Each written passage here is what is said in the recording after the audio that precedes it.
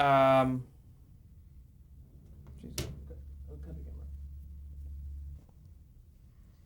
we were just finishing William Paley's show in color television. But going back to Danger, you had directed a bunch of Danger episodes, correct? Yeah, I did. And I remember I did some pretty daring stuff on Danger. I just really let it all hang out, as you do when you're 24 years old. And I wanted to, I guess, establish some kind of a trademark or signature type of thing for myself. You were thinking about that even at that point? Yeah. I mean, I knew that I could do things with the camera that weren't being done. And you were given latitude by the execs at CBS? Or by the sponsors? The sponsors never came to see the shows. They just saw it when it went on the air. But they had control over content, but not how it was shot. So you would get notes from the sponsors sometimes on scripts? Or did you deal with that? Yes, we did get notes from the sponsors, and we were given certain restrictions as to the type of subject matter you could do. But CBS was really very strong in trying to get Danger up to the quality they wanted it, so they fought the sponsors a great deal for us. And Hubble Robinson felt responsible for me. So he would go out of his way to help me. That's fantastic.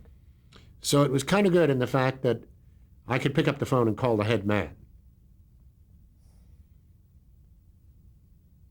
Some of the Danger episodes that you directed included The Treasure of the Argo. Any recollections of that one? Only that beautiful girl, Inger Stevens, was on there.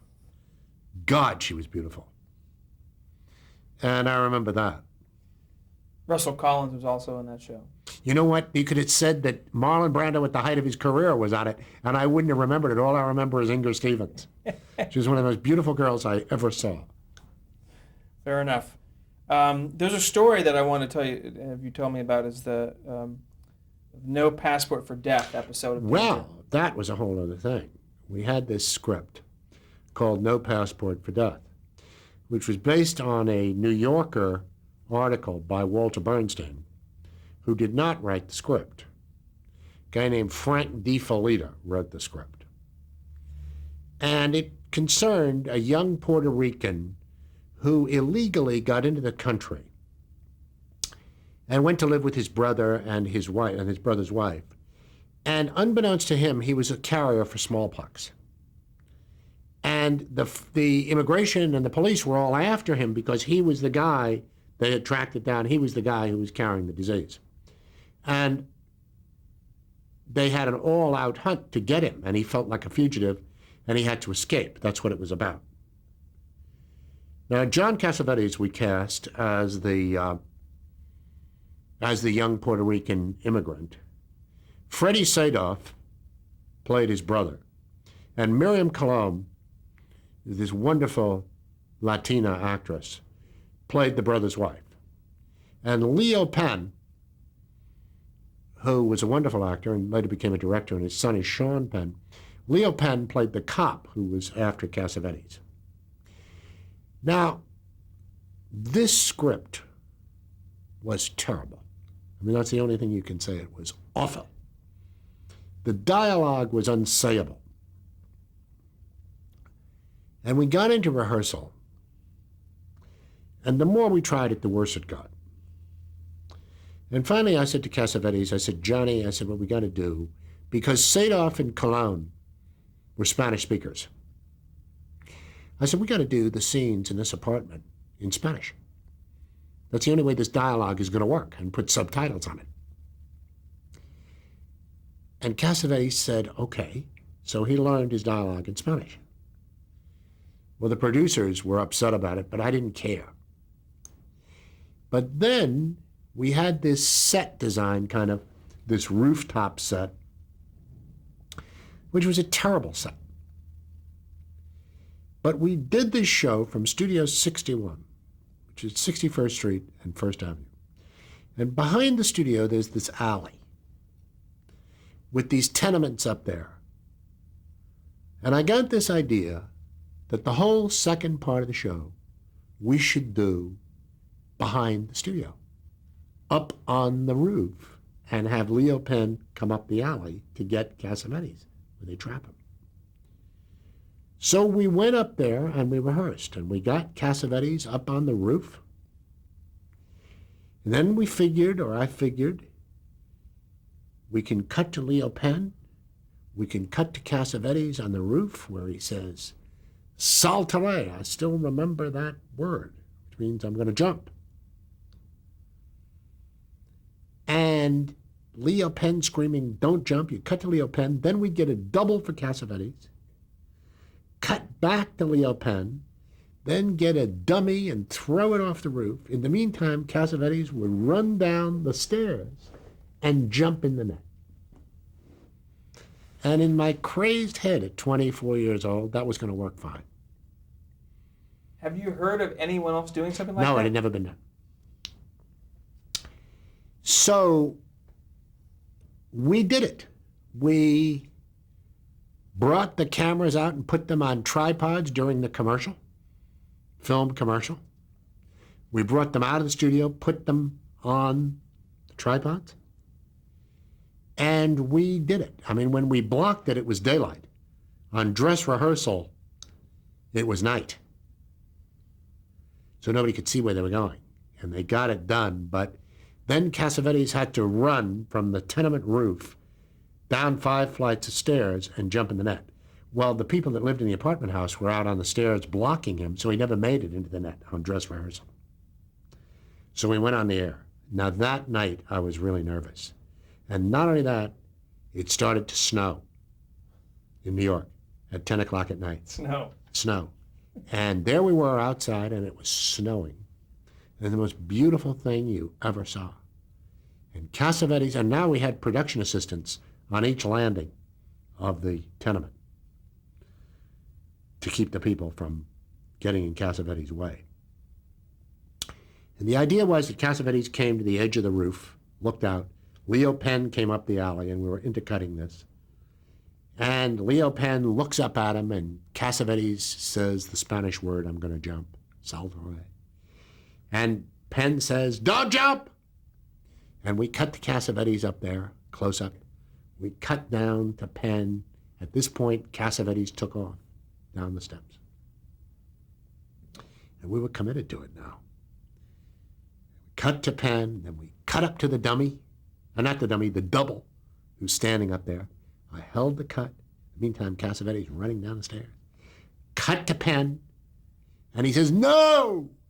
And you cut, and we threw the dummy. Now, on dress rehearsal, the dummy had hit a clothesline. On the air, the dummy came off and just looked fabulous coming through the air. And you could always see the monitor that you were going to cut to, the camera you were going to cut to, because you had that monitor there. And I saw Cassavetes steaming down that alley. And as he steamed down the alley, the dummy was in the air, and I said, cue him, and he took off, and I cut to 3, and he landed in the net. Perfect. Perfect. It looked like film, you know. It was so perfect. And again, this was all live. Oh, yeah. And the only time we ever made it was the air show. And those that were there say that you have never seen anything like Cassavetes coming down those stairs. And we used to have to think of what could have gone wrong. I mean, he could have turned his ankle. There could have been somebody out there. He could have fallen. Anything. Because you had to go at breakneck speed to make it down 5 flights in a tenement and run through an alley and jump in that net. But the whole crew, too. I mean, everything. Nothing. And then we got a few letters saying, when are they going to stop using that phony snow on television? But for those in the business, they knew what we did. And that show, for all practical purposes, began my reputation as a television director. Because right after that show, I got a call from Martin Manulis, who was the biggest producer at CBS. And the CBS's biggest kind of special was a thing called The Best of Broadway, where they took a Broadway play and cast it with huge stars like Claudette Colbert, people like that. And they got these great directors to come in and direct them, so forth and so on. And I got a call to go see Martin Manulis. And Manulis met me. He was very gracious, and he said he had liked my work very much, that he'd seen On Danger, and he was going to do a best of Broadway of Fernick Molnar's The Guardsman. And he had Francho Tone and Claudette Colbert, who were big stars at the time. And Alfred Lunt, who was America's biggest theater actor, was going to direct. And Manulis asked me if I would do the camera work for Mr. Lunt. Now, you must understand I was 25. Just. Not even 25, 24. And I guess I also knew I was good. And I remember saying to him, I'm sorry, Mr. Manulis, much as I would like to work with you, I'm not going to do the camera work for anybody. Because to me, directing is not just doing camera work. Directing is directing. And if I was going to do, I can't photograph somebody else's work. And if you want me to direct the show, I'd love that. But you have Mr. Lunt. So you're going to have to get somebody else to do Mr. Lunt's camera work. And thank you very much. And I left. I continued doing Danger. 3 weeks later, or a month later, I got a call. I was away for the weekend. Nobody knew where I was, except my wife's mother. You had gotten married. I did get married, yeah, to that girl who was there in that control room when the guy vomited over me. Really? And we had just gotten married, and we were away for the weekend. And the phone rang in this remote place in Connecticut, and it was my agent, who was Jerome Hellman, who later became a very well-known producer. And he said, if I told you you had to be on a plane tomorrow for California to direct CBS's biggest dramatic show, Climax, could you do it? Manulis is the producer, and he wants you. So what had happened is, out of that interview, Manulis had said, this is the guy I wanted. I later found out that what they really wanted was Lumet. They wanted Lumet. They had a huge dramatic show on the West Coast called Climax, which was bigger than their New York dramatic show, Studio One. And they were having big problems with the Climax show, with the director and the producer. And they replaced the producer with Manulis, and they wanted Sidney Lumet to go to California. But Lumet didn't want to leave New York. And Manulis said, okay, then I'll take the young guy. It's just silly when you say the young guy. I think Sidney was 29. We were all young. I was 24. So I kind of said, let me think about this for 30 seconds. I'm on, you know? So I did it. That's what happened. But your roots were in New York now. I mean, Didn't make any difference. This was the biggest show there was. I'd been in California in the Air Force. were you assured of some enough latitude as a director on the show, or Well, any we of those knew the conditions? budgets were tremendous for us in those days. We were going from $17,000 a week to about $50,000 a week. The money was huge for me, going up to, I got $800 for doing the Climax show as opposed to $250 for Danger. And I got, it was a big, big jump. And I was going to do every other one. What were your first impressions of Manulis? How elegant he was, and how generous he was, and what a nice person he was, and how much in control he was, and how accessible he was. He was a wonderful man. Still, I mean, just parenthetically, I just turned 70 3 weeks ago, and the person who gave me my 70th birthday party was Martin Manulis. who's now 85. And then I had a meeting with Manulus, and we came out on the plane together. And we read all these scripts that they had, which were just awful. You read them on the plane? Yeah. And he said, read this one. And they went from bad to worse. And the worst one he gave me to read, that we just howled over, was this thing called South of the Sun. I mean, it was unbelievably bad. I mean, you read it and you thought, well, how could anybody think that this thing could be a television show? So we arrived on the West Coast, and we had a meeting with the head of the CBS network on the West Coast, who was my friend, Bill Dozier, who I knew from New York.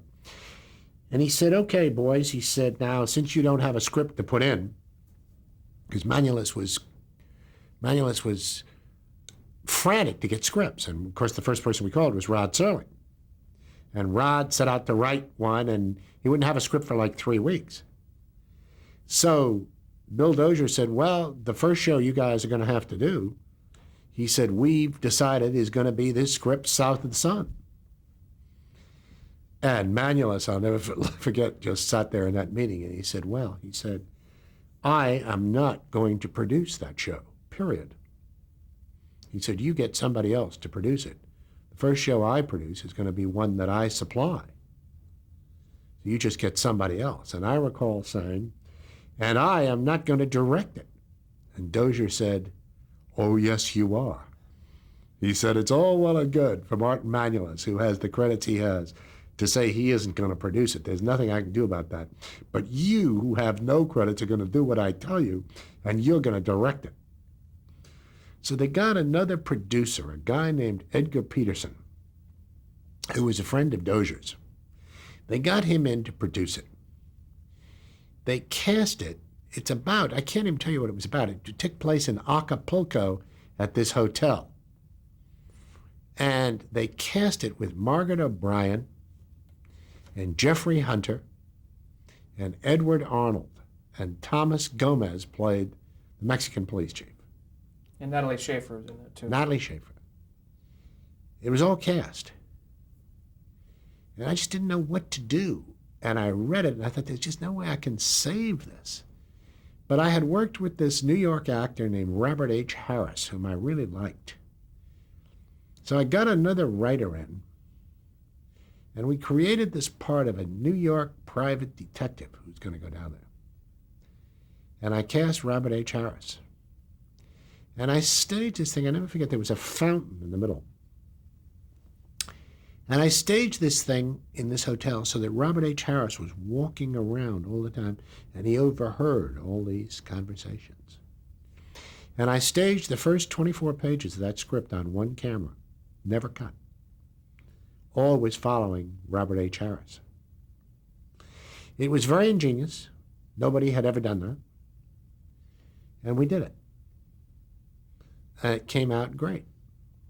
Do you remember how you came up with that idea? Yeah, I can remember exactly. I thought, what can I do that's going to be startling, that is going to call attention to this show as opposed to every other piece of crap they've done on this thing? So that's what I did. And obviously that was successful because you went on to do many more. And you were doing one every other week? Every other week, yeah. And so what was the basic schedule? I mean, when did you get a script? You said you read several on the plane. Did you get scripts in advance, or was it well, just that was at week? the beginning. And then as we got the thing going, you'd be working on 3 scripts at the same time. Sometimes 4. You'd be working on the script you were doing, the script you were about to begin, because we only got like a day's rest and you were into the next one. You'd already done the designs on that and notes and stuff on the one you were going to do 2 weeks after that. And also working on the one you were going to do before that. So you're working on 4 scripts at the same time. Now, did this include rehearsing with the actors? We never rehearsed with the actors until you finished the show. Then you'd rehearse with the next cast. But you'd be casting during rehearsing of one show. You'd be casting the next. So you didn't have all the actors in one room until the first read-through of the script? The week of air? Oh, no, no, no. We had 10 days rehearsal on Climax. I see. And we had all the actors, obviously, for the first reading. At this point, was rehearsal a luxury for you? I mean, did you have that much rehearsal prior to the climax? Yeah, we had 5 days on Danger and 5 days on You Are There. And that was sufficient for the material? It was never sufficient. I mean, we always wanted more rehearsal, and I always worked on weekends. I always worked on Saturday and Sunday. Never enough rehearsal time. But we never, I don't know any director who's ever going to tell you he ever had enough time to do anything. That includes David Lean. So about 4 scripts you were working simultaneously, and would you work with the writer that was assigned to that? Yes, and the producer. How closely, generally, were you working with the writer? Depends on who the writer was. Some writers Manulis had a very close relationship to, and he would work on just that. Some writers I had a closer relationship to, like Rod Serling. Was there a through line as far as the themes, as far as the... They were all thrillers. But Climax, it was that kind of a title. But had you and Manulis decided on certain issues, certain themes that you wanted to explore together? We had to work so fast. We didn't have themes. We didn't have those noble ideas. Whatever was a good story. I mean, we tried to do as quality stuff as we could. We won the Emmy both years we did it as the best show of the year, the outstanding series. We did Catherine Ann Porter's Pale Horse, Pale Rider, for instance. We did an original of Rod Serling's, which I was nominated for the Emmy for. I can't remember the name of it. God, you've got it there. Portrait and Celluloid. Portrait and Celluloid, yeah. Did a lot of Rod Serling stuff. We did some really good stuff. They were dramas, not thrillers. We changed the whole format to dramas. This was 60 minutes now. Yes, it was 60 minutes, 48 minutes a show and 12 minutes a commercial. Some of the same sponsors throughout the run? It was all one sponsor. It was Chrysler. And any interference from them at all? Well, I think there was quite a bit of interference, but again, Manulis handled that so well. Manulis was wonderful that way. I mean, he kept a lot of the pressure off me. He really did. So you didn't find out about the kind of influence or the interference until later? Well, by the time it got to me, the interference had already taken place, or not. The blacklist was still in effect. We had kind of a mandate on Climax that we had to use Hollywood names, which is why the show was done from the West Coast. Why was that? Because they wanted the ratings. The Hollywood names, as they do today, brought audience.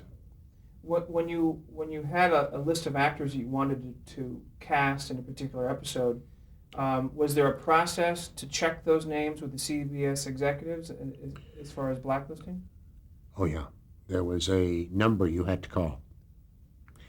And you would read the list of actors, and you never knew who was at the other end of the telephone.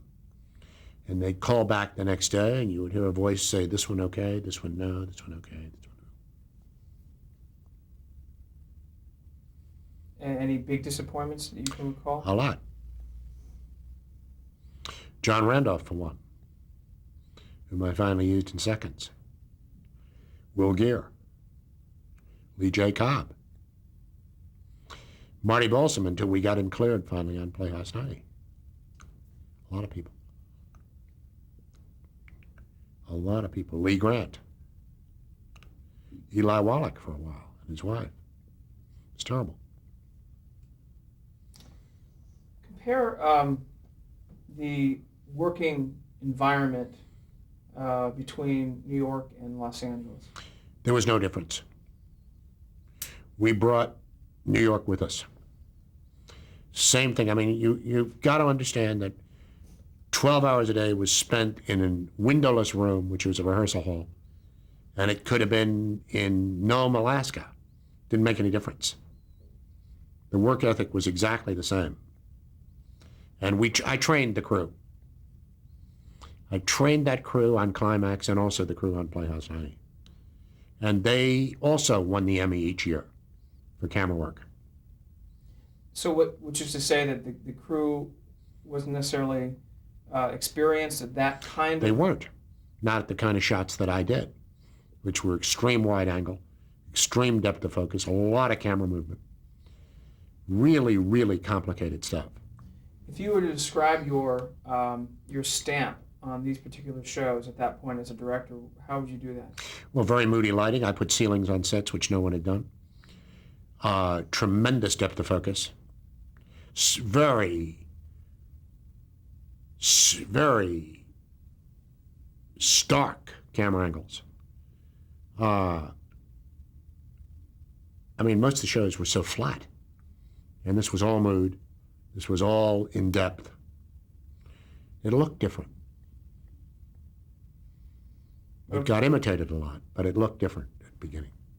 Camera moves as well? Yeah.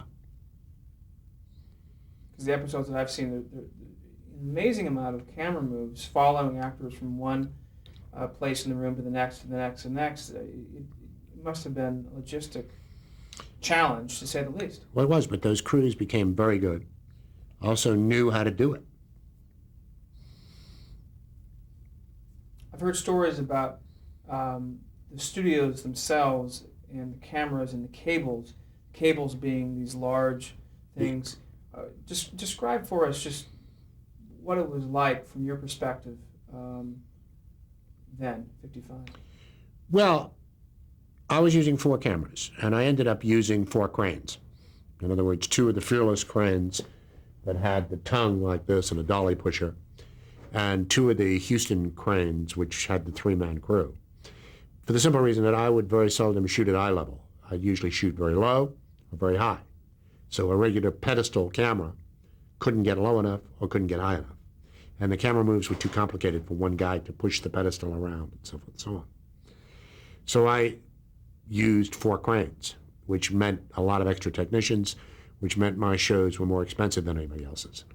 Also, I used more lighting equipment than anybody else. And